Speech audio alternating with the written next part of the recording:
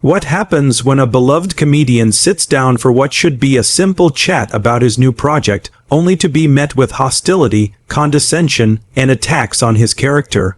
In just 34 seconds of tense silence, a television host managed to destroy any chance of civil conversation and spark one of the most uncomfortable moments in daytime television history. Ricky Gervais walked onto the set of Loose Women, expecting a light-hearted conversation.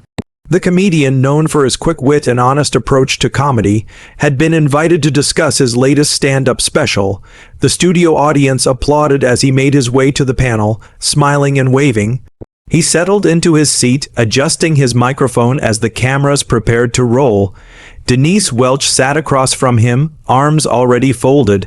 Before Ricky could even finish greeting the other panelists, Denise jumped straight into questioning mode. Her tone was sharp from the very beginning, so Denise began, leaning forward with a pointed stare. Your comedy has been called offensive by many people. Do you enjoy hurting people's feelings? The audience fell silent. Ricky blinked, clearly taken aback by the aggressive opening. He let out a small laugh, trying to lighten the mood. Well, that's quite a way to start, Ricky said, maintaining his composure. I think comedy is supposed to challenge people, make them think. I don't set out to hurt anyone. I set out to make people laugh, and sometimes that means touching on uncomfortable topics. Denise wasn't satisfied with this answer. She shook her head dismissively. But you do understand that words have consequences, don't you? She pressed, her voice rising slightly. You can't just say whatever you want and hide behind the label of comedy. Ricky nodded slowly, still trying to keep things civil. Of course, words have consequences, he replied, but I think there's a difference between making a joke and actually advocating for harm. Context matters, intent matters. One of the other panelists tried to interject, attempting to steer the conversation toward Ricky's new special, but Denise spoke over her. Intent doesn't matter if people are offended, Denise declared. If someone tells you they're hurt by what you said, that's the end of the discussion. You apologize and you move on. The audience remained quiet, sensing the tension building. Ricky shifted in his seat, his expression becoming more serious. I respectfully disagree, he said carefully. I think we can have conversations about why something might be offensive without immediately shutting down all discussion. Comedy has always pushed boundaries. That's part of its purpose. Denise let out an exaggerated sigh, rolling her eyes dramatically. This is exactly the problem with people like you, she said, waving her hand dismissively. You think you're above criticism. You think your fame gives you the right to say whatever you want without consequences. Ricky's jaw tightened, his friendly demeanor was starting to crack under the weight of Denise's relentless attacks. People like me, Ricky repeated, his voice steady but firm. What exactly do you mean by that? Denise leaned back in her chair, a smug expression crossing her face. Privileged men who have never faced real consequences for their actions. She stated matter-of-factly, men who think they can joke about anything and everyone should just accept it because they're famous. The audience gasped. Another panelist tried to intervene again, but Denise wasn't finished. You sit there in your bubble, she continued, her voice dripping with contempt, making millions while regular people suffer the consequences of the attitudes you promote. It's disgusting, frankly. Ricky raised his eyebrows, taking a deep breath before responding. Denise, I came here to talk about my work, he said, his tone measured but clearly frustrated.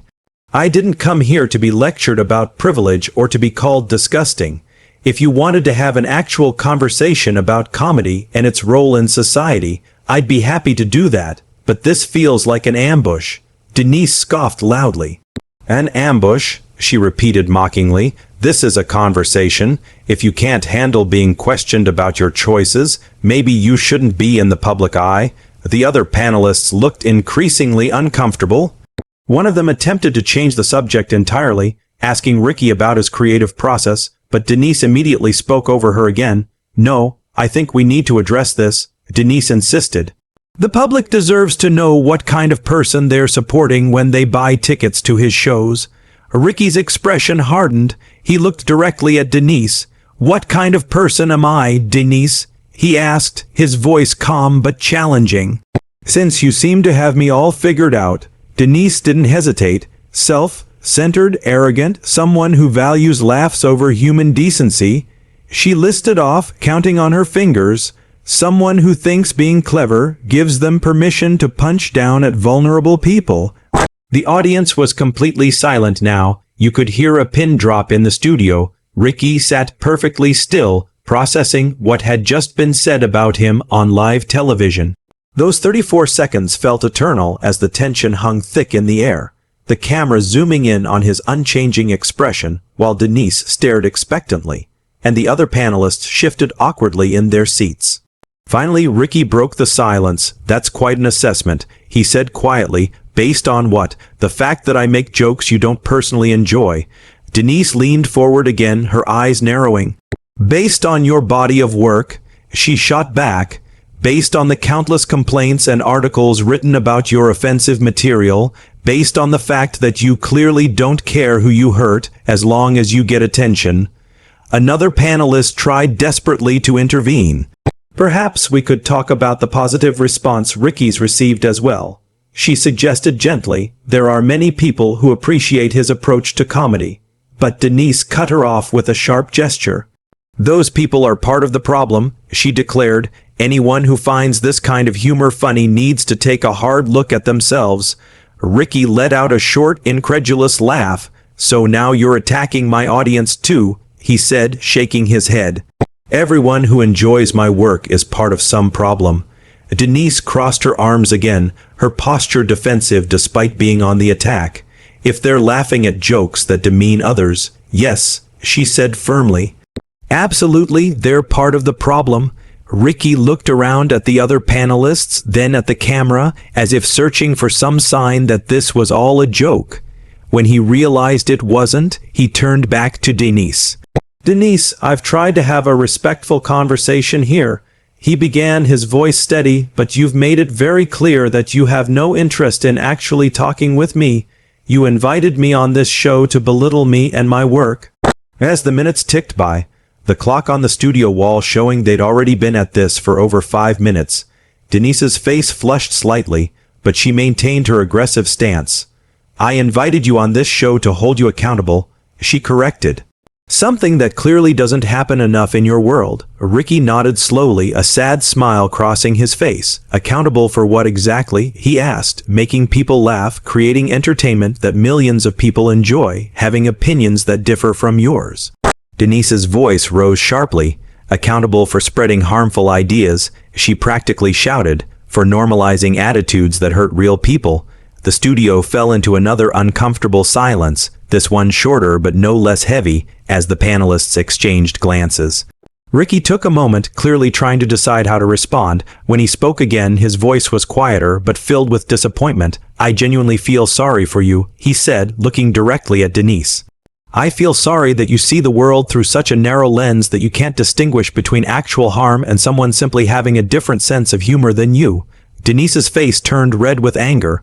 "Don't you dare patronize me," she snapped. "I don't need your pity. What I need is for people like you to take responsibility for the damage you cause." Ricky stood up slowly, removing his microphone. "What damage?" he asked, his voice filled with genuine confusion. "Can you give me one specific example of damage I've caused? One person whose life has been ruined by one of my jokes?" Denise sputtered, clearly not expecting this direct challenge. "It's not about specific examples," she argued. "It's about the overall culture you contribute to." Ricky shook his head. "So you can't," he said simply. "You've spent the last several minutes attacking my character, calling me disgusting, self-centered, and arrogant, but you can't actually point to any real harm I've done." One of the other panelists finally managed to get a word in. "Perhaps we should take a break," she suggested nervously, but both Ricky and Denise ignored her. "The harm is in the normalization," Denise insisted, her voice strained. "The harm is in making people think it's okay to laugh at certain topics." Ricky placed his microphone on the chair. "So thought police then," he said, his tone neutral. "You want to control what people are allowed to find funny." Denise stood up as well, her face contorted with anger. "I want people to think before they speak," she shouted. "I want people to consider the impact of their words. Is that really so terrible?" By now, nearly 10 minutes had elapsed since the interview began. the audience still riveted but fidgeting slightly as the exchange dragged on without resolution. Ricky looked at her with what appeared to be genuine sadness. "No, that's not terrible," he said quietly, "but attacking someone, making personal judgments about their character, and refusing to have an actual dialogue, that is terrible. That's not how we have productive conversations about difficult topics." Denise pointed an accusatory finger at him. "Don't lecture me about productive conversations," she hissed. "You've made a career out of being provocative. You live for controversy." Ricky let out a long breath. "I live for making people laugh," he corrected. "And yes, sometimes that involves being provocative. But there's a difference between challenging ideas and attacking people personally, which is what you've done here today." The other panelists sat frozen, unsure how to proceed. The audience remained silent, watching the confrontation unfold. Denise's voice took on a mocking tone. "Oh, poor Ricky," she said with exaggerated sympathy. "Can't handle a little criticism? I thought you were all about free speech and saying whatever you want." Ricky smiled sadly. "I am about free speech," he replied, "which is why I'm not trying to stop you from saying these things, even though they're unfair and based on assumptions rather than facts. But free speech also means I'm free to walk away from a conversation that's clearly going nowhere." Denise's expression turned smug. "Running away when things get uncomfortable," she taunted. "How very brave of you." Ricky picked up his jacket from the back of his chair. "I'm not running away," he said calmly. "I'm choosing not to participate in a conversation where one person has already decided that nothing I say will matter. You didn't bring me here to talk, Denise. You brought me here to grandstand." Denise laughed harshly. "I brought you here to answer for your actions," she said, "but clearly you're too much of a coward to do that." The word coward seemed to hang in the air. Ricky stopped moving and looked at Denise with an expression of disbelief. "A coward," he repeated slowly, "because I won't sit here and accept baseless accusations about my character, because I won't let you bully me on national television." Denise's voice dripped with sarcasm.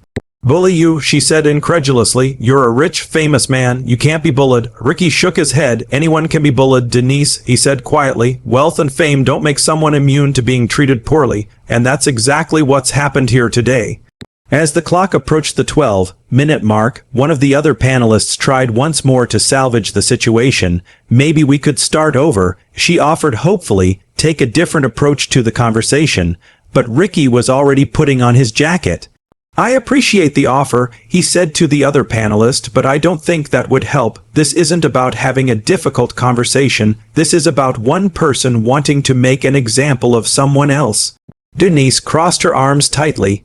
"If you leave, everyone will know you couldn't handle the heat," she warned. Ricky paused, looking at her one more time. "Let them think what they want," he said simply. "I know why I'm leaving. I'm leaving because I have too much respect for myself to sit here and be verbally abused. I'm leaving because this isn't a conversation or an interview. It's a trial where you've already decided I'm guilty." Denise's voice turned cold. "You're proving my point," she said. "You can dish it out, but you can't take it." Ricky smiled without humor. "There's a difference between dishing it out and taking it," he explained patiently. "In my work, I make observations and jokes. Sometimes they're provocative, but I'm not personally attacking individuals. I'm not calling specific people disgusting or self-centered or arrogant. What you've done today is fundamentally different from anything I do in my comedy." The producer's voice could be heard faintly through someone's earpiece, likely trying to figure out what to do about the situation as it stretched toward 14 minutes. Denise wasn't backing down. "You hide behind the word comedy," she accused. "At least I have the courage to say what I mean directly." Ricky nodded thoughtfully. "You do say what you mean directly," he agreed. "And what you mean is hurtful and unfair. You're entitled to your opinion of my work. You're entitled to dislike my comedy, but you're not entitled to make sweeping judgments about who I am as a person based on your interpretation of my work." Denise took a step toward him. "I'm entitled to call out bad behavior when I see it," she insisted. Ricky held up a hand. "And I'm entitled to leave when someone is being hostile and unreasonable," he countered, "which is what's happening right now." The other panelists exchanged worried glances. The audience remained completely silent. Captivated by the confrontation, but clearly uncomfortable, Denise's voice became shrill. "This is exactly why we need to have these conversations," she exclaimed. "Because people like you think you can just walk away when you're challenged." Ricky turned to face her fully one last time. "I'm not walking away from a challenge, Denise," he said, his voice firm but not angry. "I'm walking away from abuse. There's a significant difference. A challenge would involve questions, dialogue, and mutual respect. What you've offered today is none of those things." Denise opened her mouth to respond, but Ricky continued. "You've spent this entire time attacking me personally," he said. "You've made assumptions about my character, my motivations, and my values. You've called me names and questioned my decency as a human being. And when I've tried to respond thoughtfully, you've talked over me and dismissed everything I've said." One of the other panelists nodded slightly, clearly agreeing with Ricky's assessment. Denise's face was now bright red with anger and perhaps embarrassment. "If you can't handle criticism, you shouldn't be famous," she said, repeating her earlier point. Ricky sighed deeply. "This isn't criticism," he said wearily. "Criticism would be discussing specific jokes or bits and explaining why you find them problematic. Criticism would be having a nuanced conversation about the role of comedy in society. What you've done is launch a personal attack and then claimed it was criticism when I objected." Denise pointed at him accusingly. "You're just upset because someone finally stood up to you," she declared. Ricky smiled sadly again. "People stand up to me all the time, Denise," he said. "I read critical reviews. I engage with people who disagree with me on social media. I've had many thoughtful conversations with people who find aspects of my work challenging, but those conversations involved respect and good faith. This has been neither respectful nor in good faith." The studio was now filled with an oppressive silence. Even the crew seemed frozen, unsure whether to cut to commercial or let the scene play out. Denise's voice dropped to a bitter whisper that was still picked up by the microphones. "You think you're better than everyone else," she said venomously. Ricky looked genuinely puzzled by this accusation. "I don't think I'm better than anyone," he replied, "but I do think I deserve basic respect just like everyone else, and I'm not receiving that here today." He looked at the camera briefly, then back at Denise. "I wish you well," he said simply. "I hope you find whatever it is you were looking for in this conversation, but I'm done." Denise let out a harsh laugh.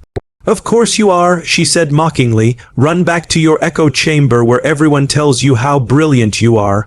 Ricky paused at the edge of the set, turning back one final time. "That's an interesting assumption," he said. "But the truth is, I'm going back to a world where people can disagree without being disagreeable, where people can have different opinions without resorting to personal attacks, where conversation is actually possible."